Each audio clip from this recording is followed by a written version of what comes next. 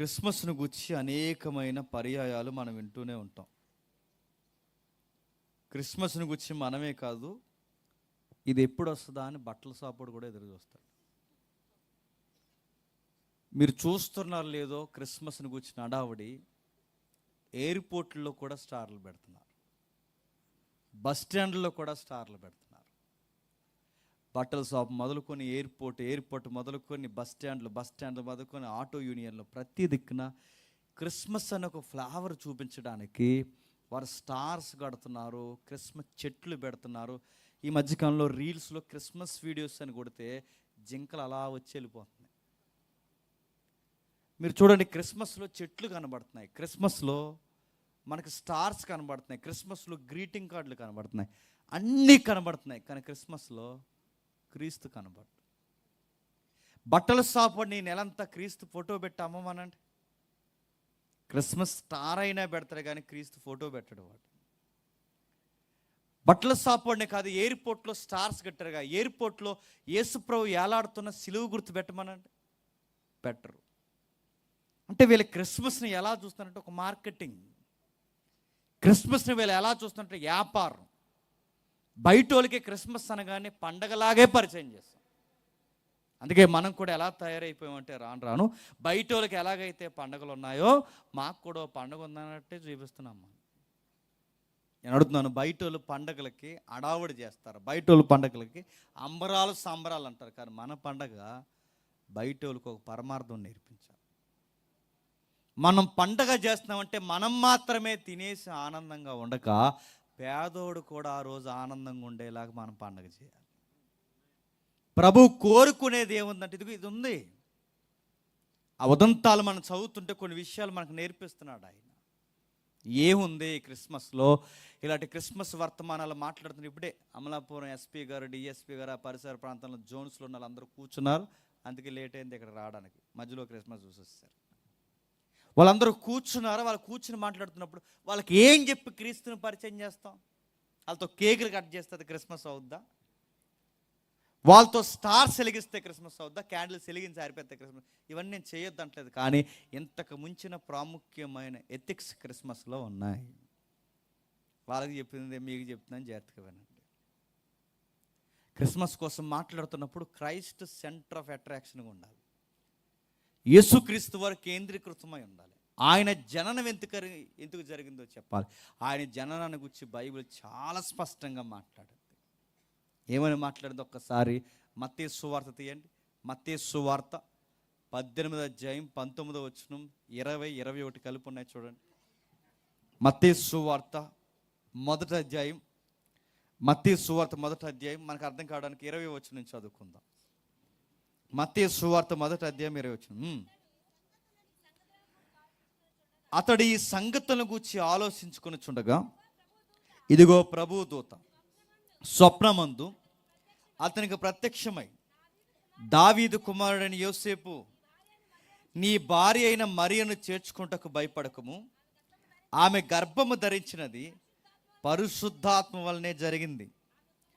ఆమె ఒక కుమారుని కనును, తన ప్రజలను వారి పాపముల నుండి ఆయనే రక్షించును గనక ఆయనకు యేసు అని పేరు. ఇప్పుడు చెప్పండి, యేసు ప్రభు యొక్క పుట్టిక పరమార్థం, ప్రాముఖ్యమైన సంగతి ఏంటి చెప్పండి? ఆయన ఎందుకు భూమి మీదకి వచ్చాడు? పాపులను రక్షించడానికి. ప్రశ్న, ఎవడ పాపి? అందరూ పాపులే. నువ్వు పాపవే, నేను పాపునే. కాకపోతే ఇందులో కొంచెం మంచి పాపులు, చెడ్డ పాపులు అని చెప్పుకున్నాం, కానీ అందరం పాపులమే. ఎవరిని రక్షించడానికి వచ్చాడు? పాపులను రక్షించడానికి వచ్చాడు. ఆ పాపులను రక్షించడానికి వచ్చిన ఆయన ఎలా అర్థం కావాలో అలా అర్థం కాకుండా మనం ఈరోజు లేనిపోయిన అడావులతో ఆయన కప్పేస్తున్నాం. ఆయన పాపులను రక్షించడానికి వచ్చాడంటే ఎస్, పాపులను రక్షించడానికి వచ్చాడు.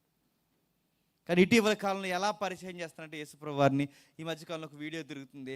ఆ వీడియో ఎంతమంది చూస్తారో నాకు తెలియదు. ఆవిడ ఇంట్లో గ్యాస్ అయిపోయిందంట. గ్యాస్ అయిపోతే ఏం చేయాలి? గ్యాస్ కుండలోడు ఫోన్ చేయాలి, లేదు గ్యాస్ దుకాణానికి పో.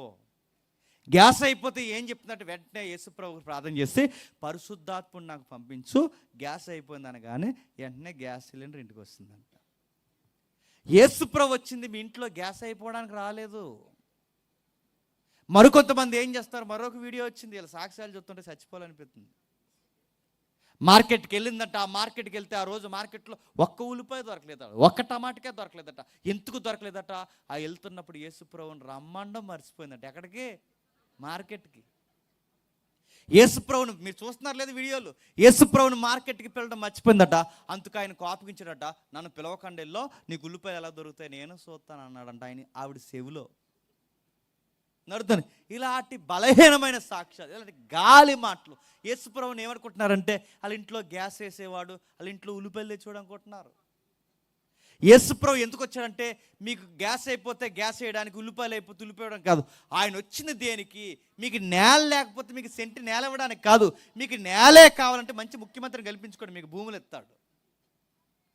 మీకు డబ్బులే కావాలంటే మంచి ఎమ్మెల్యేకి ఓటేసుకోండి, మీకు కావాల్సిన రాయితీలు, మీకు రావాల్సిన గవర్నమెంట్ రాయితీలు ఏవైతున్నాయో అవి వచ్చేలా చూస్తాడు. యేసుప్రభు నుంచి ఎందుకు ఈ భూమి మీదకి వచ్చాడంటే ఆయన ఇళ్ల స్థలాలు ఇవ్వడానికో, బాధల్లో ఉన్నవాడికో, లేనిపోయిన తగాదాలు మీ అత్తాకోళ్ళ గొడవలు తీర్చడానికో కాదు. ఈయన వచ్చిన దేనికంటే అన్నిటికన్నా ప్రమాదం, ఈ సమాజం ఇలా తయారైపోవడానికి కారణం ఏదో ఒకటి ఉంది, అది పాపం. ముందు దాని సంగతి తేల్చాలి. ఎందుకు తాగుబోతులు పెరుగుతున్నారు? పాపం. ఎందుకు వ్యభిచారులు పెరుగుతున్నారు? దాని వెనకాల పాపం. ఎందుకు ఒకరినొకరు నరుక్కొట్టున్నారు? పాపం. అంటే ఎన్ని కారణాలు, సమాజం పాడైపోయిందని ఎన్ని కారణాలను చూపించినా ఆ కారణాలన్నిటికీ బైబిల్ పెట్టిన పేరు పాపం. పాపం వల్లనే మనిషి పరాకాష్ఠకు చేరుకుంటున్నాడు. అందుకే ఆయన వచ్చింది దేనికంటే పాపులను రక్షించడానికి. పాపం వల్ల అంత ప్రమాదం ఉంటుందంటే చాలా ప్రమాదం ఉంది. నేను ప్రశ్న అడుగుతాను, చెప్పండి. పాపం వలన అంత ప్రమాదం ఉందంటూ ఉంది. ఇదే నేల మీద, ఇదే తీర ప్రాంతంలో మనకన్నా ముందు ఎన్ని తరాలు తిరుగుంటాయి? మిమ్మల్ని అడుగుతున్నాను, ఇదే నేల మీద మనకన్నా ముందు కొన్ని 100 సంవత్సరాల ముందు ఎంతమంది కూర్చుని ఉంటారు? ఎంతమంది తిరుగుంటారు? ప్రశ్న, వాళ్ళందరూ ఏరి? చెప్పండి. చచ్చిపోయారు. ఇప్పుడు ప్రశ్న, ఎందుకు చచ్చిపోవాలి? ఎందుకు తెల్లారాలి? ఎందుకు రాత్రవాలి? ఈ మధ్యలో తినడం ఏంటి? ఈ గొడవలేంటి? కొన్ని రోజులు నువ్వు చచ్చిపోవడం ఏంటి? నేను మామాట లేకుండా చెప్తున్నాను, మీరు అందరూ స్వీకరించండి. 50 సంవత్సరాలు దాటితే పిల్లలు తప్ప మిగిలిన వాళ్ళు ఎవరైనా ఇక్కడ మిగులుతారా? అందరూ జాయిన్ అయిపోతారు ఆ సమాధిలోకి. నేను అడుగుతున్నాను, ఎందుకు చచ్చిపోవాలి? ఈ చావు గొడవ ఏంటి? దాని వెనకాల ఉండేది చెప్పిన పాపం. పాపం వల్లే ఇదంతా జరుగుతుందంటే పాపం వల్లే జరుగుతుంది. ఏంటి? ప్రభు అయిన యేసుక్రీస్తు వారి భూమి మీదకి రావడానికి ఏంటి ముఖ్యమైన సంగతి తెలియాలంటే ఒక్కసారి కీర్తన గ్రంథం రండి. కీర్తన గ్రంథం, కీర్తనలు 49వ కీర్తన. ఎవరి దగ్గర బైబిల్ లేకపోయినా సిగ్గు లేకుండా పక్కవారు బైబిల్ చూడండి. నేను బైబిల్ లేని భక్తులు ఎక్కువైపోయి మధ్య. 49వ కీర్తన, 49వ కీర్తన మొదలు వచ్చిండు. సర్వజనులారా ఆలకించుడి, సామాన్యులేమి, సామంతులేమి, ధనికులేమి, దరిద్రులేమి, లోక నివాసులారా మీరందరూ ఏకముగా కూడి చెవియొగ్గండి. నా నోరు విజ్ఞాన విషయాలను పలుకును, నా హృదయ జ్ఞానము పూర్ణ వివేకమును కూర్చున్నదును, గూఢార్థము గల దానికి నేను చెవియొగ్గదును. సితార తీసుకుని నా మరుగు మాట బయలుపరచదును. నా కొరకు పొంచువారు దోసగుచ్చములను చుట్టుకున్నప్పుడు ఆపదల్లో నేను ఎలా భయపడవలను. నిజాయితీ ఒప్పుకోండి, చదివింది ఏమన్నా అర్థమైందా? మన 100 ఏం అర్థం లేదు కానీ చదివాం. ఏం రాస్తున్నాడు? ఒక కీర్తనకారుడు ఎవరు ఉన్నారు. మీరు కీర్తనలు అనగానే కీర్తనలేగా అనుకోకండి. ఇది కీర్తనలు అనగానే దావీదు రాశాడు అనుకోకండి. కీర్తనలు రాసిన వారిలో దావీదు ఉన్నాడు, కీర్తనలు రాసిన వారిలో ఆసాపు ఉన్నాడు, కీర్తన రాసిన వారిలో మోసే ఉన్నాడు, కీర్తన రాసిన వారిలో సొలొమోను ఉన్నాడు, కీర్తన రాసిన వారిలో హేమాన్ ఉన్నాడు, కీర్తన రాసిన వారిలో గుర్తు తెలియని రైటర్స్ ఉన్నారు. ఇప్పుడు ఈ కీర్తన రాసిన వారిలో కోరాహు కుమారులు ఉన్నారు. ఇప్పుడు ప్రశ్న, కోరాహు ఎవడు? మిమ్మల్ని అడుగుతున్నాను, అన్ని ప్రశ్నలే మనకి. కోరాహు ఎవరు? కోరాహు ఎవరంటే పాత నిబంధనలో ఇంకా ముందు, ఈ గ్రంథాలకు ముందు మోసే ఉన్నాడే. మోసే 430 సంవత్సరాల బానిసలుగా ఉన్న ఇశ్రాయేలుని విడిపించడానికి మోసే వచ్చాడే. ఆ మోసేకి బాబాయ్ ఉంటే ఆ బాబాయికి కొడుకులు పుడితే ఆ కొడుకుల్లో కొడుకు కోరాహు. ఈడేం చేశాడంటే, ఈడంటున్నాను ఏమనుకోకండి, ఇతగాడు ఏం చేశాడంటే మోసే మీదకే తిరగబడ్డాడు. ఎందుకు మోసే మీద తిరగబడ్డాడు? నాయకత్వం కావాలి. ఎందుకు మోసే మీద తిరగబడ్డాడు? మోసేని లెక్కలేని తనం. ఎందుకు మోసే మీద తిరగబడ్డాడు? ఆడికంటూ కొంతమంది ఫాలోయింగ్ పెరిగింది కనుక. 250 మంది కోరాహుకు సపోర్ట్ ఇచ్చారట. మోసే కనబడకుండా ఆయన దేవుని పనిలో బిజీగా ఉంటే ఆయన తిరిగి వచ్చే సమయానికి కొత్త జెండా ఎగరేసేశారు అంతే. మోసేతో అన్నారు ఎంత భయం లేని వాళ్ళంటే, ఈ కోరాహు యాక్టివ్ మెంబరు ఆ టీంలో మోసేతో అంటాడు, నువ్వు కూర్చుంటే కూర్చోవాలి, లెగమంటే లెగాలి, నువ్వు నిలబడమంటే నిలబడాలి, నువ్వు చేయమన్నా చెయ్యాలి, నువ్వు కట్టిన బలిపీఠం దగ్గర మేము బలి అర్పించాలా, నువ్వు నాయకుడివి, నువ్వేనా నాయకుడివి, మేము కూడా నాయకుడిమే, మాకు కూడా దేవుడు పిలుపు ఉంది, మమ్మల్ని కూడా దేవుడు వాడుకుంటున్నాడు, మాకు కూడా ఓటింగ్ ఉంది, మా ఓటింగ్ సంఖ్య 250 మంది, నువ్వు చెప్పింది మేము చెయ్యం, మాకంటూ కొత్త సంఘాలు ఉన్నాయన్నాడు. ఎవరు? కోరాహు. నిలబెట్టిన నాయకుడు ఎవరైతే ఉన్నారో మోసే మీద తిరగబడ్డాడు, సొంత బాబాయ్ గారు అబ్బాయి. మీరు రాసి పెట్టుకోండి, మనకు అతిపెద్ద శత్రువులు, మన మీదకి గట్టిగా తిరగబడ్డది ఎవరైనా ఉన్నారంటే బయటోడు కాదు, చెప్పండి, సొంతోలే గట్టి తిరగబడతారు, గుర్తుపెట్టుకోండి. మీరు ఆ టైంలో నిలబడి మా ఉప్పు తిని నువ్వు డైలాగ్ చెప్పినా ఆ ఉప్పు తిన్నదిగా తిరగబడతారు వాళ్ళు. మోసే మీద తిరగబడింది సొంత బాబాయ్ గారు అబ్బాయే. యేసు ప్రభువుని నమ్మేసింది సొంతోళ్ళే. మోసే మీద తిరగబడింది సొంత అక్క, సొంత అన్నయ్య. మీరు ఎక్కడైనా మీరు చూడండి, పౌలు గారిని రాళ్ళ చేత కొట్టింది ఎవడో బయట ఎల్లయ్య పొల్లయ్య కాదు, చెప్పండి, సొంతోలే, స్వజనులు. మీకేమర్థం అవుతుంది చెప్పండి? మన మీదకి గట్టిగా ఎవరి మీద తిరగబడతాడంటే మనోడు అనుకున్నవాడే మనకి పెద్ద పగోడు అవుతాడు. మోసేకి అయ్యాడు. ఎవరో బాబాయ్ గారు అబ్బాయి. ఆ బాబాయ్ గారు అబ్బాయి తిరగబడితే దేవుడు కోపం వచ్చింది. ఎందుకంటే మోసేని చూసి మనం నేర్చుకోవాల్సింది ఏంటంటే, మోసే గారు ప్రతిదానికి రోడ్డెక్కి గొడవ ఆడ్డు. నాయకత్వ లక్షణాలు కానీ, ఇంటికి ఎవరైనా పెద్దోళ్ళుగా ఉన్నవారు కానీ, ఇంటికి పెద్దలు తల్లిదండ్రులు ఉంటారుగా వాళ్ళు కానీ, ఊరి పెద్దలు కానీ, సంఘ పెద్దలు కానీ, నాయకులు కానీ ఎవరైనా చూసి నేర్చుకోవాల్సింది చెప్పిన, పెద్దోళ్ళంటే పెద్దోళ్ళులాగా వ్యవహరించాలి, ప్రతిదానికి రోడ్డు మీదకి రాకూడదు. పెద్దంటే పెద్దలాగే వ్యవహరించాలి. మోసే పెద్దరికమేంటి చెప్పిన, ఆయన కష్టమున్నా, బాధున్నా, సంతోషమున్నా రోడ్డెక్కి అందరికి చెప్పడు. ఎవరు చెప్తాడు చెప్పండి? దేవ ఇలా జరుగుతుంది, నీ పిలుపు నా పిలుపు, నువ్వు నన్ను పిలిచావు, నా పిలుపుని కాదని నా మీద తిరగబడతారు, నాకు బాధ కలుగుతుంది ప్రభువా. నా బాధ ఎవరికి చెప్పుకున్నాడు? ఇప్పుడు చెప్పండి. దేవుడు కోపం వచ్చింది. నేను నిలబెట్టిన నిన్నే తిరగబడుతున్నారంటే వాళ్ళ సాక్షాత్తు నీ మీద తిరగబట్టలేదు, చెప్పండి, నా మీద తిరగబడుతున్నారు. వాళ్ళు నీ మీద కాదు నా మీద తిరగబడుతున్నారు. మోసే నీకు ఒకటి చెప్తున్నాను, నిజాయితీగా సేవ చేస్తున్న ఏ సేవకుడి మీదకైనా ఏ గాలి గొట్టంగాడు తిరగబడినా, మరి తిరగబడి వ్యవహారం ఎక్కువైపోయింది, అందుకే చెప్తున్నాను గట్టిగా. నిజాయితీగా సేవ చేస్తున్న, నీతికి పడి, దేవుని ఆజ్ఞకు పడి నిజాయితీగా సేవ చేస్తున్న ఏ సేవకుడి మీదకైనా ఎవడైనా తిరగబడితే, ఈ తిరగబడిన వాళ్ళు సరాసరి ఎవరి కనుగుడ్లో ఏలెట్టినట్టో తెలుసా? దేవుని కనుగుడ్లో ఏలెట్టినట్టు. దేవుని కనుగుడ్లో ఏలెడితే ఆ ఏమవుద్ది? ఆ ఏలెట్టినోడు ఏమవుతాడు? ఆడి కుటుంబం ఏమవుద్ది? ఆడి బతుకు ఏమవుద్ది? బందర అయిపోయి చివరికి ఆడేమైపోతాడు చెప్పిన, సమాధి అయిపోతాడు. మోసే మీద తిరగబడ్డాడు. మోసే మీద తిరగ దేవుడు అన్నాడు, ఇదిగో నీ మీద తిరగబడితే నా మీద తిరగబడినట్టే, నిన్ను కాదన్నట్టే నన్ను కాదన్నట్టే, నేను నిలబెట్టిన మనసుని నిన్ను కాదన్నట్టే వాడు నన్నే తృణీకరిస్తున్నాడు. రేపు చెప్తున్నాను, వీళ్ళందరూ ఒక పక్క నిలబడమను, నువ్వు అందరూ ఒక పక్క నిలబడు, నీ మాట వాళ్ళందరినీ ఇటువైపు రమ్మను, నీ మాట వాళ్ళందరూ అటువైపు రమ్మను. వాళ్ళ సంగతి రేపు నేను చూస్తాను. పైనుంచి దేవుడు చూశాడు, ఒకేసారి నిలబడి నేల విడిపోయింది. ఆ నేల విడిపోతే కోరాహుతో పాటు 250 మంది భూమి విడిపోయి మింగేస్తే చచ్చిపోయారు, భూకంపంలో చచ్చిపోయారు. మళ్ళీ చెప్తున్నాను, మోసే మీద తిరగబడ్డందుకు వాళ్ళకి మిగిలింది ఏడు చెప్పిన, చచ్చిపోయారు. వాడు కోరాహు చచ్చిపోయాడు, కానీ కోరాహుకి చిన్న చిన్న పిల్లలు ఉన్నారు. ఆ పిల్లలను దేవుడు ఏం చేయలేదు. ఆ పిల్లలు ఎదిగారు, ఆ పిల్లలకు పెళ్ళిళ్ళు అయ్యాయి, ఆ పిల్లలకు పిల్లలు పుట్టారు, ఆ పిల్లలకు మళ్ళీ పెళ్ళిళ్ళు అయ్యాయి, ఆ పిల్లలకు పిల్లలు పుట్టారు, ఆ పిల్లలందరూ కలిసి ఒక ఊరంతా జనాంగం అయ్యారు. వాళ్ళ ఊరంతా జనాంగంగా అభివృద్ధి చెందే సమయానికి ఇశ్రాయేలుకి 2వ రాజు పరిపాలిస్తున్నాడు. ఆ 2వ రాజు పేరేంటి చెప్పండి? జీకే పెట్టి చెప్పండి. ఇశ్రాయేలు మొట్టమొదటి రాజు ఎవరు? అది. 2వ రాజు ఎవరు?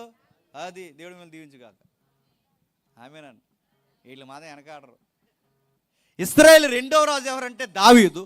దావీదు గారు 2వ రాజుగా పరిపాలిస్తున్నప్పుడు దావీదు గారికి ఒక ఆశ కలిగింది. ఆశ ఏంటంటే, ఆయన ఎక్కడో పైన ప్యాలెస్లో తిరుగుతున్నాడు, అంతఃపురంలో తిరుగుతున్న ఆయన కిందకు చూసి ఒక ఆశ కలిగింది. ఆశ ఏంటంటే, దేవా ఎక్కడో అరణ్యంలో తిరుగుతున్నా నన్ను అంతఃపురంలో కూర్చోబెట్టి గొర్రెల వెనకాల తిరుగుతున్న నన్ను ప్రజలకు నాయకుడిగా చేసి చేతికర పట్టుకుంటూ తిరుగుతున్న నాకు రాజదండాన్ని ఇచ్చి అంతఃపురంలో నిలబెట్టావే, నేను మాత్రం మట్టి మనిషినైనా నాకు ఈ అంతఃపురంలో నిలబెట్టి నన్ను ఎంత గొప్పగా మార్చేసావు.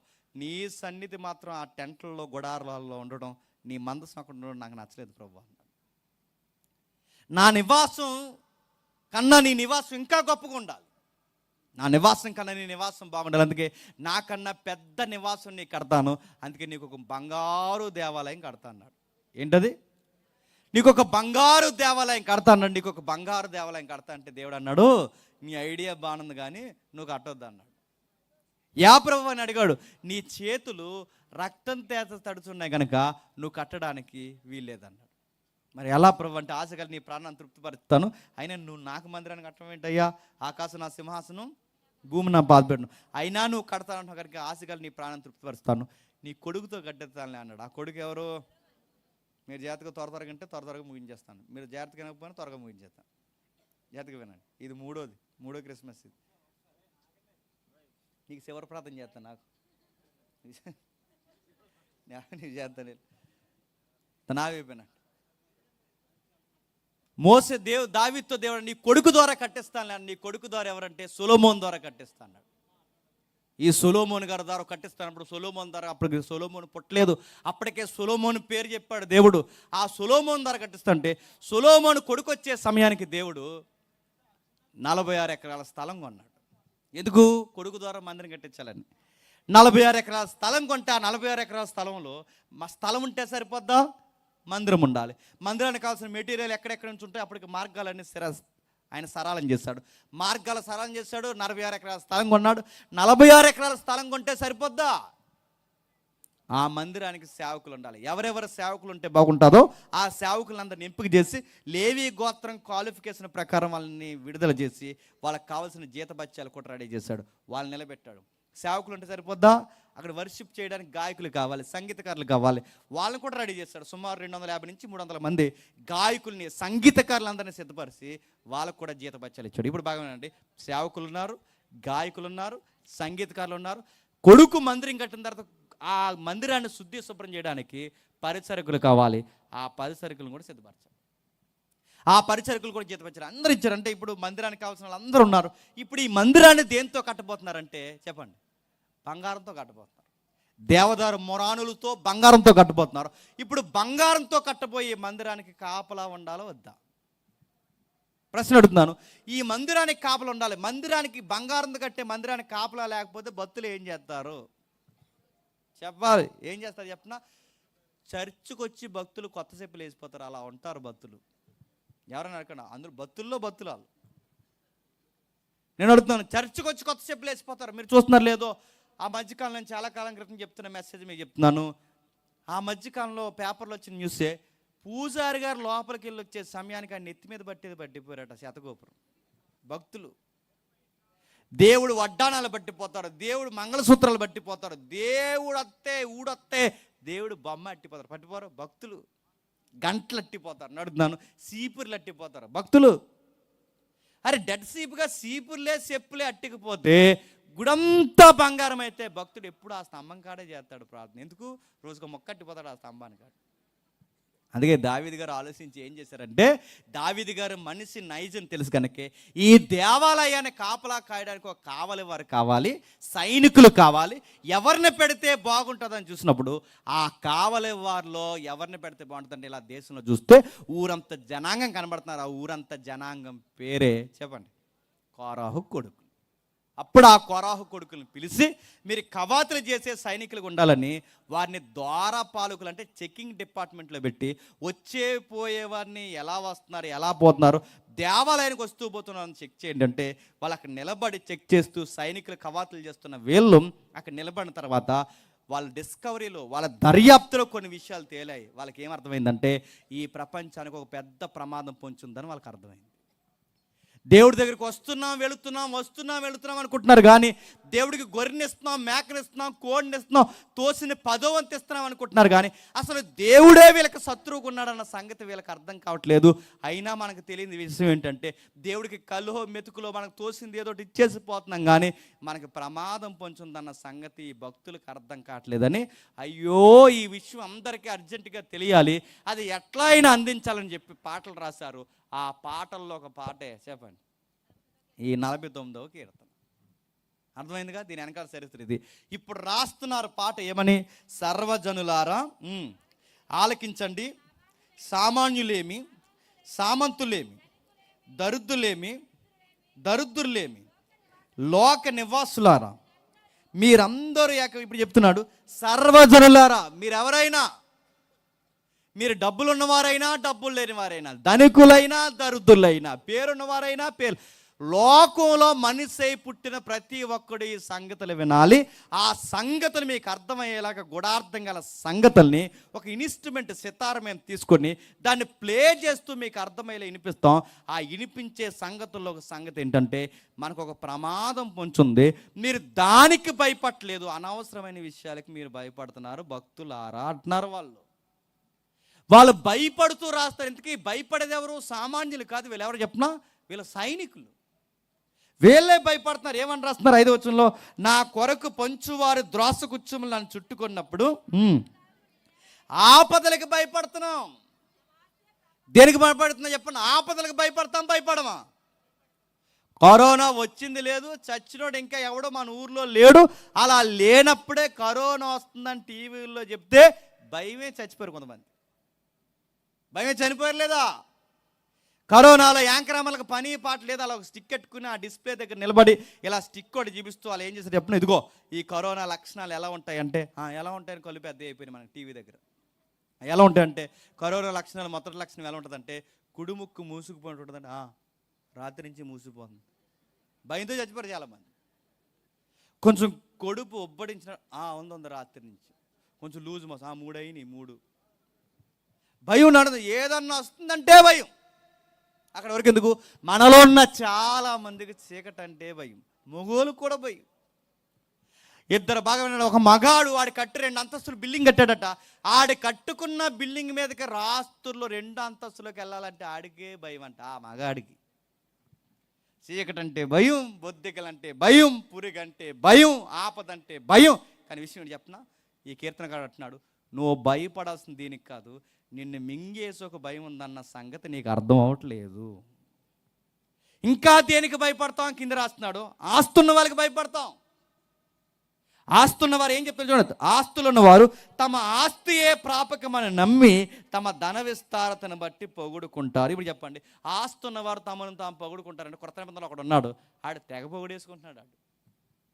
ఆడు ప్రాణంతో చెప్పుకున్నాడు, ప్రాణమా తినుము, త్రాగుము, సంతోషించుము, సుఖించుము. ఎందుకు? ఆడికి డబ్బులు ఎక్కువైపోయినాయి.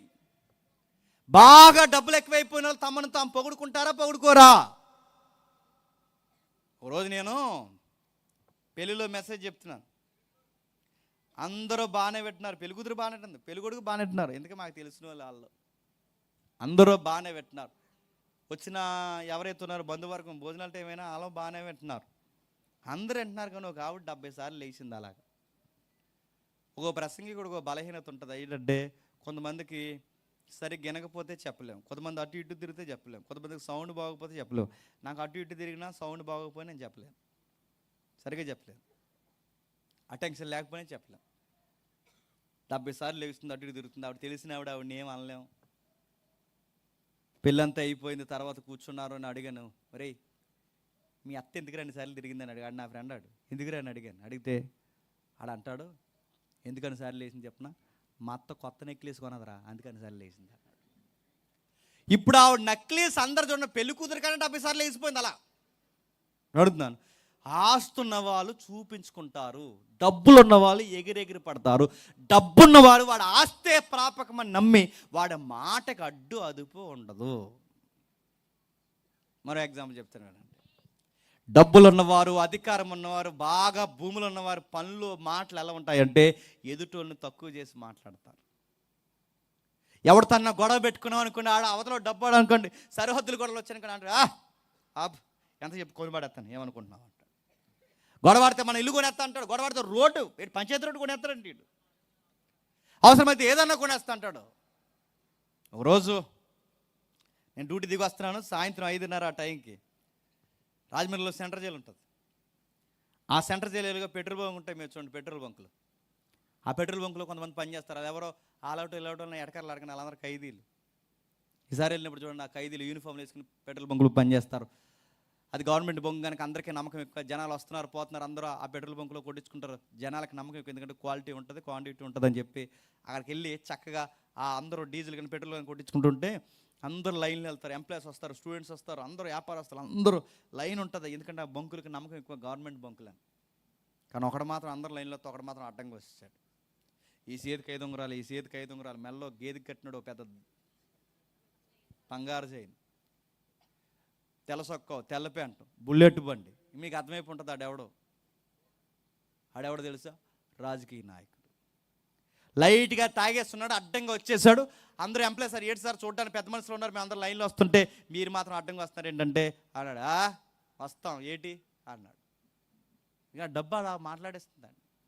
అలా కాదు సార్ మేము అందరూ లైన్లో వస్తున్నాం కదంటే మేము రాం. అలా కాదు సార్ మేము ఎలా నియోజకవర్గం దాటి అలా ఏమనుకుంటున్నావు అన్నాడు. సరే కొట్టించేశారు, ఆడితో గొడవ ఎందుకని చెప్పి పెట్రోల్ కొట్టేశారు, వెళ్ళిపోయాడు. తర్వాత నా లైన్ వచ్చింది, నేను అడిగాను ఆ ఖైదీని, ఏంటి ఆ గొడవ ఏంటని అడిగితే ఆ ఖైదీ ఏమన్నాడంటే అద్రిపోయి మాట్లాడు, ఏమి లేదు సార్ మాకు అణిగింది, ఆడికి ఇంకా అనగలేదు అన్నాడు. మీకేమర్థమైంది చెప్పండి? మాకు ఇలా డబ్బులు ఎక్కువైపోయి నోరు ఎక్కువైపోయి ఎగిరెగిరి పడ్డాం, లోపలికి వచ్చా మాకు అన్నీ అణిగిపోయినా ఆడికి ఇంకా అనగలేదు, అందుకే ఎగురుతున్నాడు అన్నాడు. ఈ డబ్బులు ఉన్న వాళ్ళు ఎగురుతారు, ఈ డబ్బులు ఉన్నవారు ఎగిరెగిరి పడతారు. అందుకే తమ ఆస్తియే ప్రాపకమని నమ్మినోడిని కూడా అనిసేసేది ఒకటి ఉంది, పేదోడిని కూడా అనిసేసేది ఒకటి ఉంది, డబ్బున్నవాడిని కూడా మింగేసేది ఒకటి ఉంది, రాజకీయ నాయకుని కూడా మింగేసేది ఒకటి ఉంది, దరిద్రుని కూడా మింగేసేది ఒకటి ఉంది, భయపెట్టేవాడిని భయపడేవాడిని కూడా మింగేసేది ఒకటి ఉంది.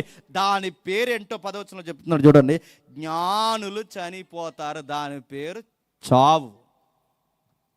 మనం భయపడాల్సింది దేనికి తెలుసా? చీకటికి కాదు, బొద్దింక కాదు, దానికి కాదు, దీనికి కాదు, ఎదిరింటోడు కాదు, పక్కింటోడు కాదు, డబ్బున్నవాడు కాదు, ప్రమాదానికి కాదు, చీకటికి కాదు.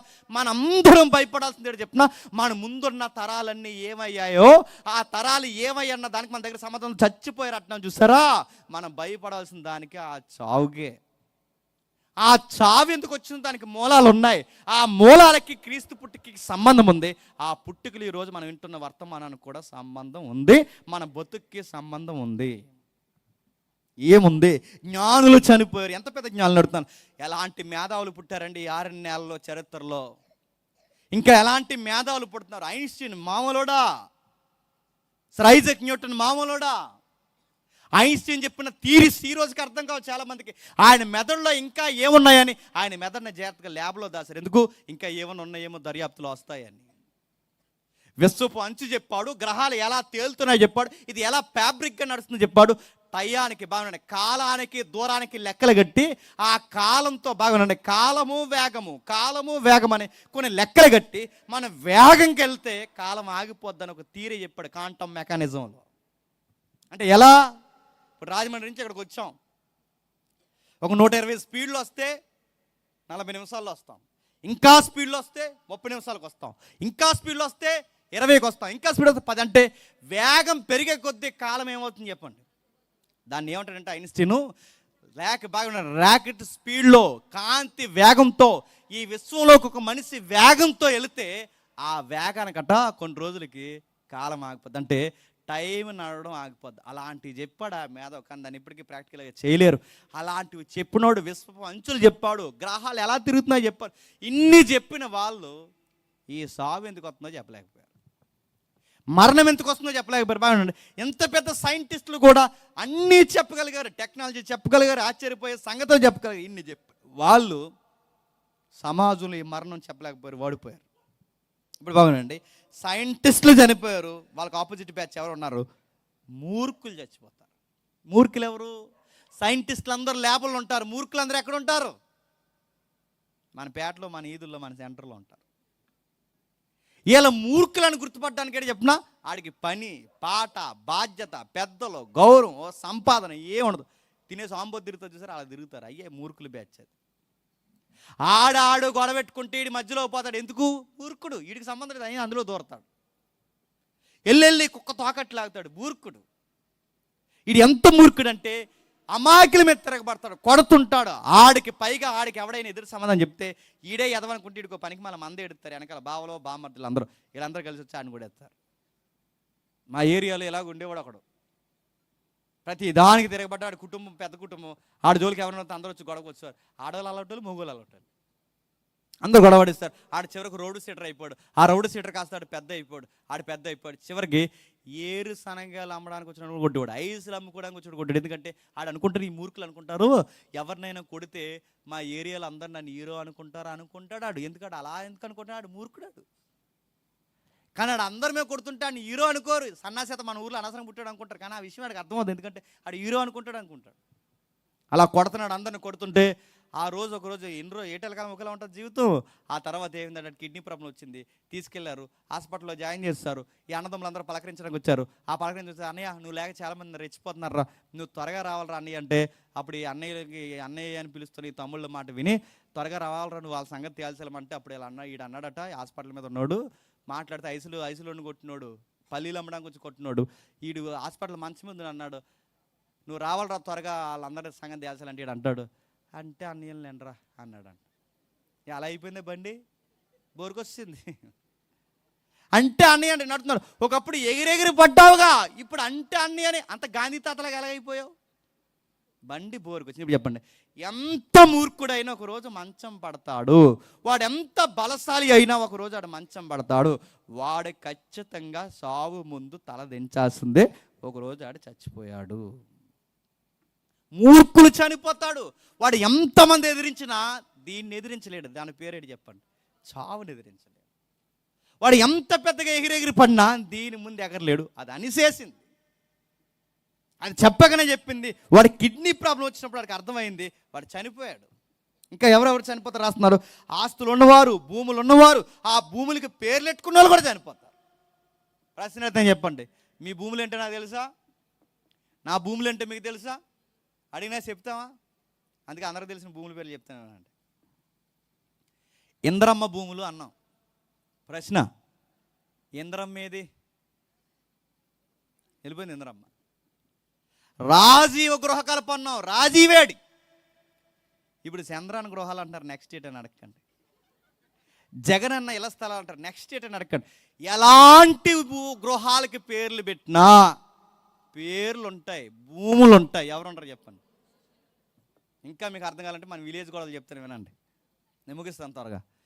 ఒకే అమ్మకు పుడతారు అన్నదమ్ములు, ఒకే అమ్మకు పుడతారు అన్నదమ్ములు. గజు నేల కోసం కొట్టుకునే అన్నదమ్ములు లేరా? సరిహద్దుల కోసం కొట్టుకుంటారు, గోడ పెట్టేటప్పుడు కొట్టుకుంటారు, దళ్ళి పెట్టేటప్పుడు కొడతారు. అన్నయ్య మీదకే తమ్ముడు తిరగబడ్డాడు. దడాడుతున్నప్పుడు తిరగబడి ఈ దడావతలు ఈ లింగి పైకి కట్టి కర్ర తీసుకుని ఆడి దడావతల పైకి లింగి కట్టి తమ్ముడి మీద కాడి కత్తి తీసుకుంటే వీళ్ళిద్దరు బడి రారా ఈరోజు నువ్వన్నా ఉండాలి నేనా ఉండాలి గొడవ పెట్టుకున్నారట. విషయం ఏంటి చెప్పినా, ఆడే ఉండడు ఈడు ఉండడు. దడావతలు చచ్చిపోతాడు, దడవతలు చచ్చిపోతాడు. దడే ఉంటుంది. ఈ అన్నదమ్ములు తెలిసిన చెప్పిన దడే ఉంటుంది. గోడాతలు ఆడు పైకి గొడవలు ఎగుతాడు, గోడాతలు ఈడు పైకి లెగుస్తాడు, గోడవతలోడు పోతాడు, గోడవతలోడు పోతాడు. ఏమంటుంది చెప్పండి? గోడే ఉంటుంది. ఈ కీర్తనకారుడు ఏం చెప్తున్నాడు? అయ్యో జ్ఞానులు చనిపోయారు, అయ్యో మూర్ఖులు చనిపోయారు, అయ్యో భూములు ఉన్నవాడు చనిపోయారు. ఈ భూమి మీద ఎలాంటోడైనా చనిపోతాడు. నా చిన్నప్పుడు అడ్వర్టైజ్మెంట్లు వచ్చాయి. ఆ అడ్వర్టైజ్మెంట్లో అద్రిపోయే అడ్వర్టైజ్మెంట్ ఏంటంటే, మనగాడు సిమెంట్ అని ఒక యాడ్ వచ్చేది. ధర తక్కువ, ఆయుష్ ఎక్కువ. ఎంత సిమెంట్ ఆయుష్ అంటే 100 ఏళ్ళు. ఇప్పుడు ప్రశ్న ఏంటి చెప్తున్నా, 100 ఏళ్ళు సిమెంట్ ఆయుష్ ఉందలే. కట్టించినాడు ఎంతకాలం బతుకుతాడు? కట్టిన టాపీ మీద ఎంతకాలం బతుకుతాడు? ఆడిపోతాడు, కట్టినాడు పోతాడు, కట్టించుకున్నాడు పోతాడు. సిమెంటే ఉంటుంది. నా మాట మీకు అర్థమవుతుంది లేదు? ఈ భూమి మీద మనం ఎక్కడికో పరిగెడుతున్నాం, ఏదో సంపాదిస్తున్నాం, ఏదో సాధిస్తున్నాం అనుకుంటున్నాం. కానీ మనం ఎక్కడ పరిగెట్టినా బైబిల్ ఏమని చెప్పినా మట్టే గనక మట్టి అయిపోతారు అన్నది. ఎందుకు మట్టి అయిపోవాలి? ఒక మనిషి చనిపోతే భార్య ఏమైపోవాలి? ఒక మనిషి చనిపోతే భర్త ఏమైపోవాలి? వాళ్ళిద్దరిలో ఎవరు చనిపోయినా పిల్లలు ఏమైపోవాలి? ఈ చావుకి జాలి దయ ఉందా? అందులో ఎవరు చనిపోయినా ఆ కుటుంబం విలవెల్లాడిపోతున్నది, జాలి పడుతుందా? అది ఎవరిని కనికరించదు, ఎవరికి చుట్టం కాదు. అది ఖచ్చితంగా ఏళ్తుంది, అది ప్రతి ఒక్కరి జోలికి వస్తుంది. ప్రియుడు ప్రియురాలు ఎంతో ప్రేమించుకుంటే అందులో ఎవరో ఒకరు చనిపోతే నెక్స్ట్ వాళ్ళ భవిష్యత్తు ఏంటి? అది ఎవరిని క్షమించదు. ఇంకా కిందకి ఎవరు చెప్తున్నాడు? ఎవరెవరు చనిపోతారు? ఘనత వహించిన వాడైనను వాడు నిలవజాడు, వాడు నశించి మృగను పోడు. ఎంత ఘనత, ఎంత పేరు ప్రఖ్యాతులు ఉన్నా వాళ్ళు బతుకుతారా? ఇంటర్నేషనల్ సింగర్స్ ఉన్నారు, బతుకున్నారా? పెద్ద పెద్ద యాక్టర్లు ఉన్నారు, నటులు ఉన్నారు, విశ్వ సార్వభౌమ నటులు ఉన్నారు. ఏరి వాళ్ళందరూ? వాళ్ళు తీసిన సినిమాలు ఉన్నాయి, వాళ్ళు లేరు. చిన్నప్పుడు ఒక అడ్వర్టైజ్మెంట్ వచ్చేది, ఆ క్రికెట్ చూస్తున్నప్పుడు ఇలా ఒక బ్లాక్ షేడ్ వస్తుంది. ఇలా బ్లాక్ వచ్చిన వెంటనే ఆ బ్లాక్లోంచి ఒక మెరుపు ఇలా వస్తుంది, ఆ మెరుపులోంచి వజ్రం ఇలా వస్తుంది. ఆ వజ్రం పట్టుకోవడానికి ఐశ్వర్య వచ్చేది. అప్పుడు ఐశ్వర్య వచ్చి ఐశ్వర్య వజ్రం ఇలా చెవిలు ఎట్టుకుని ముక్కులు ఎట్టుకుండేది ఆవిడ. అప్పుడు డైలాగ్ చెప్పేది, ఇప్పుడు మీరు యూట్యూబ్లో ఉంటుంది చూడండి. నల్లగా వచ్చేసరికి ఆ వజ్రం ఇలా వచ్చేసరికి ఆ మిల్క్ పట్టుకుని ఆ వజ్రాన్ని పట్టుకుని ఐశ్వర్య వచ్చి ముక్కులోని చెవిలో పెట్టుకుని ఒక డైలాగ్ చెప్పేది, వజ్రం ఎప్పటికీ ఉంటుంది. ఇప్పుడు ప్రశ్న చెప్తున్నా, వజ్రం ఉంటుందిలే, బాధ చెప్పండి, ఐశ్వర్య ఉంటుందా? ఆంటీ అయిపోయింది ఐశ్వర్య, ఎవరు తీసుకోవట్లేదు సినిమాల్లో. అడుగుతున్నాను, ఐశ్వర్య ఏది? ఇంకో ఆట చెప్తాను వినండి, ఘనత వహించిన వారైనా నిలవజారు. ప్రశ్న అడుగుతున్నాను, ఇంకొక సందర్భం చెప్తాను వినండి. ఆ మధ్యకాలంలో మన వాళ్ళు దగ్గరగా వరల కప్పు దగ్గరికి వెళ్ళి ఓడిపోయారు. మన కుర్ర బ్యాచ్ ఉంటారు కదా, తెగ బాధపడిపోయారు. వాళ్ళు టీ కప్పు కూడా కడగని ఇంట్లో, ఇలా వరల కప్పు కావాలి వీళ్ళకి. ఈ వరల కప్పు కోసం తెగ బాధపడారు. అచ్చా జస్ట్లో మిస్ అయిపోయారా, ధోని ఉంటే బాగుండరా, యువరాజు ఉంటే బాగుండరా, సచిన్ ఉంటే బాగుండరా, సెహ్వాగ్ ఉంటే బాగుండరా. ఇప్పుడు ప్రశ్న, ధోని ఉంటే బాగుండరా, ధోని ఉంటే బాగుండి అడుగుతున్నారుగా. ఈ బ్యాచ్ని అడుగుతున్నాను, ధోని ఉంటే బాగుండి కాదు, ధోని ఎందుకు లేడు చెప్పనా? ధోనికి వయసు అయిపోయింది. యువరాజు ఎందుకు లేడు? యువరాజుకి వయసు అయిపోయింది. అంటే ఎంత పెద్ద పేరు ప్రఖ్యాత కలిగిన ఆటగాళ్ళైనను వయసు అయిపోతుంది, సావు వచ్చేస్తుంది. ఎంత పెద్ద గొప్ప వాళ్ళైన వయసు అయిపోతుంది. అంటే ఈ కీర్తనకారుడు ఏం చెప్తున్నారు? వాళ్ళు ఉద్యోగం చేస్తూ, ఆ దేవాలయంలో ఉద్యోగం చేస్తూ వస్తూ పోతున్న వారిని గొర్రెస్తున్నారు, మేకిస్తున్నారు, పర్లేదు అనుకుంటున్నారు. కానీ పర్లేదు కాదు, నిన్ను మింగేసేది ఒకటి ఉంది. దాని నుంచి బయటికి రావాలంటే మేకనిస్తే అవ్వదు, గొర్రెనిస్తే అవ్వదు, కోడినిస్తే అవ్వదు, నీ సందా ఇస్తే అవ్వదు. దాని నుంచి బయటికి రావాలంటే దానికి మరో దానికి లింక్ ఉంది. ఏముంది? కిందకి రాస్తున్నారు చూడండి. స్వతాశీయ పూర్లును వారి నోటి మాటను బట్టి అనుసరించి వారికి ఇదే గతి. వీళ్ళెవరు? మూర్ఖులను చూసాం బాగానండి, సాత్వికులను చూసాం, పైన జ్ఞానం చూస్తున్నాం. ఈ స్వతాశీయ పూర్లు అంటే వీళ్ళెవరు? మళ్ళీ వీళ్ళ నోటి మాటను అనుసరించే వీళ్ళెవరు? వీళ్ళెవరంటే ఈ మధ్యకాలంలో తయారైపోయారు చూసారు, లేదా క్రీస్తుపూర్వం నుంచి ఉన్నారండి ఈ మధ్య తయారైపోయారు. వాళ్ళు ఎవరంటే ఎక్కువ కోపపడరు చూసారా? ఎందుకు ఎక్కువ కోపపడరు అంటే ఎక్కువ కాలం బతికేద్దామని, అందుకు కోపపడరు. అందుకే వీళ్ళు కోపం వచ్చినప్పుడు ఏం చేస్తారంటే ఇలా ఎక్కువ ఊపిరి తీసుకుని చెప్పండి అని తీసుకుని అలా వదిలేస్తారు. ఎందుకు కోపం తగ్గిపోలేదు? ఎందుకంటే త్వరగా కోపపడితే త్వరగా చచ్చిపోతారని. అందుకే వీళ్ళకి ప్రాక్టీస్ అంటే శ్వాస మీద ధ్యాస ఒక ప్రాక్టీస్ ఉంటుంది. ఇలా గాలి తీసుకుని ఎక్కువ కోపపడకరా త్వరగా చచ్చిపోతావు అంటారు. అందుకు కోపపడరు. పైగా కోపాలు వస్తారట, అంకీలు ఎక్కడుకుంటారంట, 1 2 3 4 అమ్మయ్య అని వదిలేస్తారు. ఇంక నిన్నేమనరు, వెళ్ళిపో అంటారంట. అంటే ఏంటి? ఎక్కువగా అంటే కోపపడితే త్వరగా చనిపోతారని. అంత కోపపడకండి ఏం చేస్తారట, నవ్వుతారు. అందుకే వాళ్ళని ఏమన్నా నవ్వుతారండి. ఈ ప్రాక్టీసులు శ్వాస మీద ధ్యాసలో ప్రాక్టీస్ ఉంటుంది. వీళ్ళకి కొన్ని సూత్రాలు ఉంటాయి. ఈ రిటైర్ అయిపోయిన ఎంప్లాయీలు టౌన్లో ఏం చేస్తారంటే తెల్లవారుజామున 4:30కి ఈ బామలో తాతలు అందరూ గ్రౌండ్కి వెళ్తారు. ఎందుకు? నవ్వడానికి. అక్కడ ప్రాక్టీస్ ఉంది. అక్కడ గురువు ఉంటాడు, గురువు మధ్యలో నిలబడి ఇలా నిలబడి చెప్తాడు, నవ్వమని చెప్తాడు అనమాట. ఇప్పుడు అందరం ఒకేసారి సింహంలా నవ్వుదాం అనగానే అహాహా అని నవ్వుతారు. ఈ పల్లుడిపోయిన బ్యాచ్ అంతా అక్కడ అందరికీ లేని కొందరు. తర్వాత మనందరం పులిలో నవ్వుతాం, నాభిలోంచి అనగానే హహాహా అని నవ్వుతారు. ఈ ముసళ్ళందరూ నవ్వేస్తున్నారు. అందులో ఒక ముసలిది గట్టిగా నవ్వేసింది, హా అని ఉండిపోయింది. తీసుకొస్తారు ఇంటికి, చచ్చిపోయింది. ఎక్కువ నవ్వేసి బతికేద్దాం అనుకుంది, నవ్వు చచ్చిపోయింది ముసలిది. నవ్వుతే బతికేస్తారా?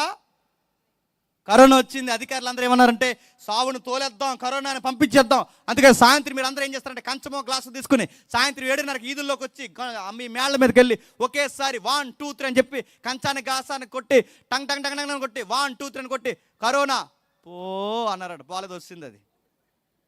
చెప్తున్నాను, నువ్వు కంచం గాస కొడితే పోతుంది సావు. నడుతున్నాను, నవ్వుతే పోతుంది, ఆనందంగా ఉంటే పోతుంది. అది ఏం చేస్తుంది?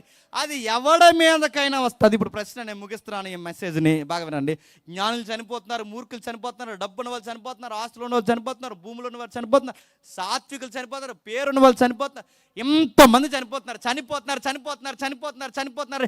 ఇన్నిసార్లు ఈ కీర్తనకారు చెప్తున్నాడే, చనిపోతే ఏంటట, నువ్వు చనిపోతావు, నువ్వు చనిపోతావు, నువ్వు చనిపోతావు. చనిపోతే ఏంటి కాదు, చనిపోయిన తర్వాత అతిపెద్ద ప్రమాదం ఏంటంటే అక్కడ రాస్తున్నాడు చూడండి 14వ వచనంలో, మందలాగా పాతాళంలో పడిపోతారు. అది ప్రమాదం. చావే ప్రమాదం అనుకుంటే, అదే భయంకరం అనుకుంటే, అది మళ్ళీ పీక పట్టుకుని ఎక్కడ తీసుకెళ్తుందంట? పాతాళం. అంటే ఇది ఒకదానికొకటి సంబంధం. సావుకి పాతాళానికి, మరణానికి నరకానికి సంబంధం ఉంది. బాగా వినండి, ఈ నరకానికి మరణానికి సంబంధం ఉంటే మరణానికి దేనికి సంబంధం ఉందో తెలుసా? పాపానికి సంబంధం. అందుకే పాపం వలన వచ్చిన జీతం చెప్పండి, ఇప్పుడు చెప్పండి. ప్రభు అయిన యేసుక్రీస్తు వారు భూమి మీదకి ఎందుకు వచ్చాడంటే పాపులను రక్షించడానికి. పాపం నుంచి రక్షించబడితే దేని నుంచి రక్షింపబడతాం తెలుసా? మరణం నుంచి రక్షింపబడతాం. మరణం నుంచి రక్షింపబడితే దేనికి దూరం అవుతుందో తెలుసా? పాతాళానికి. అంటే పాతాళానికి దూరం అవ్వాలంటే మరణానికి దూరం అవ్వాలి, మరణానికి దూరం అవ్వాలంటే పాపానికి దూరం. అందుకే ఆయన వచ్చిన ముఖ్యమైన కారణం ఏంటంటే పాపులను రక్షించాలి. పాపి చనిపోయాడో పాతాళానికి పోతాడు, వాడు పాతాళానికి పోకుండా ఉండాలంటే, పాపం వల్ల వచ్చిన జీతం మరణం వాడు పొందకుండా ఉండాలి అంటే పాపాన్ని ఆపేయాలి. ఇప్పుడు చెప్పండి, పాపాన్ని ఎలా ఆపుతారు? అక్కడ ఆ కీర్తనకారుడు అంటున్నాడు 7వ వచనంలో, ఎవడును ఏ ప్రాక్టీసుల చేతనైనను తన సహోదరుణ్ణి పాపం నుంచి విమోచింపలేడు, వాడు కుళ్ళు చూడక నిత్యము బ్రతికినట్లు వాడు వాని నిమిత్తము దేవుని సన్నిధిని ప్రాయచిత్తం చేయగలవాడు ఎవడు లేడు. ఇప్పుడు చెప్పండి, ఎవడును ఏవంటే నిన్ను ఈడిపించలేడు, ఈడు నిన్ను ఇడిపించలేడు, ఎవడు ఎవడిని విడిపించలేడు. మనం అందరం ఎవరి ఉగ్రతలో బంధింపబడి ఉన్నామంటే దేవుని ఉగ్రతలో బంధింపడం. దేవుని ఉగ్రతలో ఒక కారణమే మరణం. గుర్తుపెట్టుకోండి, మానవులు పాపం చేస్తే దేవుడు ఇచ్చిన పనిష్మెంట్ ఏంటి తెలుసా? మరణం. ఇప్పుడు ఆ మరణం నుంచి బయటికి రావాలన్నా, దేవుని ఉగ్రత నుంచి బయటికి రావాలన్నా, కుళ్ళు అంటే అక్కడ నరకం, ఆ కుళ్ళు చూడకుండా నిత్యం అంటే పరలోకంలో నిత్యం బ్రతకాలంటే ఒక ప్రాయశ్చిత్తం జరగాలంట. ఏంటి ఆ ప్రాయశ్చిత్తం? ఏం ప్రాయశ్చిత్తం చేస్తావు? గొర్రెలను బలేస్తావా, ఎద్దులను బలేస్తావా, మేకలను బలేస్తావా? నీకు తోసించి ఇచ్చి దేవుడికి లంచాలు ఇస్తే నీకు క్షమించి వదిలేస్తాడా? నేను కోర్టులో తప్పు చేస్తే నేను కోర్టు వదలాలి అంటే జరిమానా ఇవ్వాలి. బాగా వినండి, నువ్వు పనిష్మెంట్ అయినా తినాలి. నేను పోలీస్ స్టేషన్లో పెడితే నీకు స్టేషన్ బెయిల్ ఇవ్వాలంటే నీకు పూసికత్తులు కనీసం 5 సంతకం పెట్టాలి. ఎవరో ఒకరు నీకు సూరిటీ, డబ్బు అయినా ఉండాలి, మనుషులైనా ఉండాలి.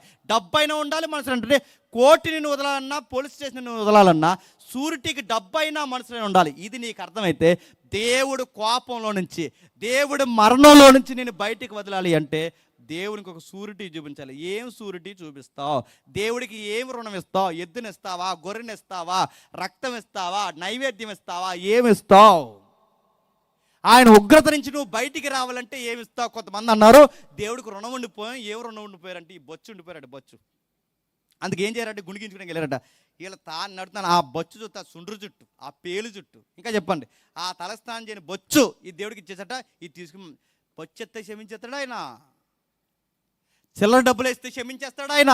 ఇలా వచ్చి అప్పుడప్పుడు ఇలా దర్శనం చేసి నీ ప్రార్థనలో కూర్చున్న ప్రభు అంటే క్షమించేస్తాడు ఆయన. ఆయన క్షమించాలి. నీ దేహంతో బాగుండు, నీ దేహంతో నువ్వు బతకాలి అంటే నీ దేహానికి పడే దెబ్బలు ఎవరో ఒకరికి కాయాలి. నీ రక్తం జీవంతో ఉండాలంటే నీ రక్తానికి బదులు రక్తం కావాలి. నువ్వు ప్రాణంతో ఉండాలంటే ప్రాణానికి ప్రాణం కావాలి. నువ్వు మనిషిగా బతకాలి అంటే నీ కోసం మరో మనిషి కావాలి. ఎవరున్నారు? మీ ఆవిడ ఉంటుందా? మీ ఆవిడ పాపే. మీ ఆయన ఉంటాడా? మీ ఆయన పాపే. నడుతున్నాను, ఎవరు ఎవరిని విమోచింపలేరు. ఇప్పుడు మన పక్షాన నడుస్తున్నాను, ఎవరైనా నేను నిలబడతానంటే వాడు పాపే, మనం పాపే.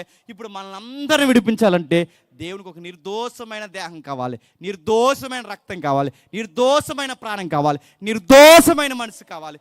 ఆ మనిషి మన పక్షాన రిప్రజెంట్గా నిలబడాలి. ఎవరు నిలబడతారు? ఎవరు నిలబడలేరని దేవుడికి తెలుసు కనుకే దేవుడే మానవుడిగా రావాల్సి వచ్చింది. That is Christmas. అదే క్రిస్మస్. క్రిస్మస్ అంటే ఏంటి? నిన్ను నన్ను పాప నుంచి విమోచించడానికి దేవుడే మానవుడిగా రావాలి. ఆ వచ్చాడు కనుకే మత్తయి రాస్తున్నాడు, తాను వచ్చిన ప్రాముఖ్యమైన సంగతి తన ప్రజలను పాపాల నుంచి విమోచించాడు. అందుకే మార్క్ గారు ఏమంటున్నారు చూడండి ఒకసారి, ముగిద్దాం. మార్కు సువార్త 10వ అధ్యాయం 45వ వచనం. మార్కు సువార్త 10వ అధ్యాయం 45వ వచనం. మార్కు సువార్త 10వ అధ్యాయం 45వ వచనం.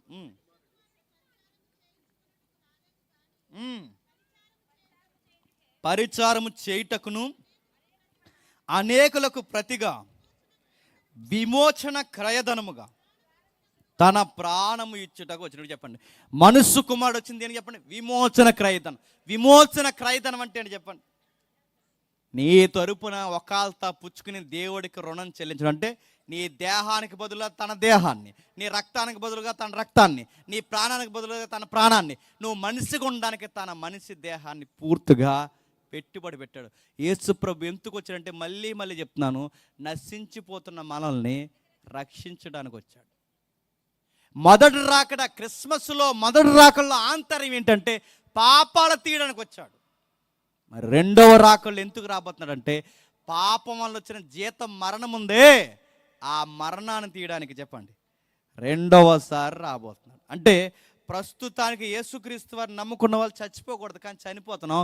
మరి చనిపోకూడదుగా, పాపం పోతే ఏమాగిపోవాలి? మరణం ఆగిపోవాలి. పాపం పోతే మరణం ఆగిపోవాలి, కానీ యేసుప్రభు నమ్ముకున్నా చచ్చిపోతున్నాం. అందుకే యేసుప్రభు అన్నాడంటే, మొదటి రాకల్లో పాపం తీసేశాను, రెండవ రాకల్లో మరణం తీస్తాం. మరి మధ్యలో ఈ చావు కూడా ఏంటంటే, దాన్ని చావు అనకండి, క్రీస్తునందు చెప్పండి నిద్రిస్తున్నారు, రెస్ట్ అన్నారు. అందుకే ఆయన వచ్చినప్పుడు తమ తమ వరుసల్లో తిరిగి లేపుతాడు. మొదటి రాకడ మనం జ్ఞాపకం చేసుకుంటున్నామంటే, ఎవ్రీ ఇయర్ క్రిస్మస్ మనం చేసుకుంటున్నామంటే దాని అర్థం ఏంటి చెప్పిన, త్వరలోనే రెండవ రాకడకి దగ్గర అవుతున్నామని అర్థం. మొదటి రాకడ ప్రతిసారి రెండో రాకడ ఉందని మనం చెబుతుందని అర్థం. అందుకే ఆయన మొదటి రాకడలో వచ్చాడు, పాపాలు తీసేశాడు. రెండో రాకడలో వస్తాడు, ఆయన యందు నిద్రించిన వారి మీద మరణాన్ని తీసేస్తారు. ఈ నిద్ర ఇంకా లేగట్లేదంటే మీరు లేపకండి, మీరు లేగరు, ఆయన వచ్చి లేపుతాడు. మనకంటే ముందు తరాల్లో చనిపోయారే ఇక్కడ కూర్చున్న వాళ్ళు, వాళ్ళందరూ లేస్తారు. రేపు మనం చనిపోతామే, మనం అందరం లేస్తాం. ఇన్ని చెప్పాక చాలామంది లింగుమని 10th పాస్ అయిపోయి ఈ మధ్య ఈ వాట్సాప్లో అవి చూసేసి ఈ బ్యాచ్ అందరూ ఈ రీల్స్, ఈ జడ్ జనరేషన్ చూసారా, లింగుమని 10th కరోనా వల్ల పాస్ అయిపోయారు, లేకపోతే పాస్ అవ్వరు వీళ్ళందరూ. ఈ లింగుమని పాస్ అయిపోయి వీళ్ళందరూ అంటారు, నిజంగా ఇదంతా జరుగుద్దా, నిజమేనంటారంటే నిజమే.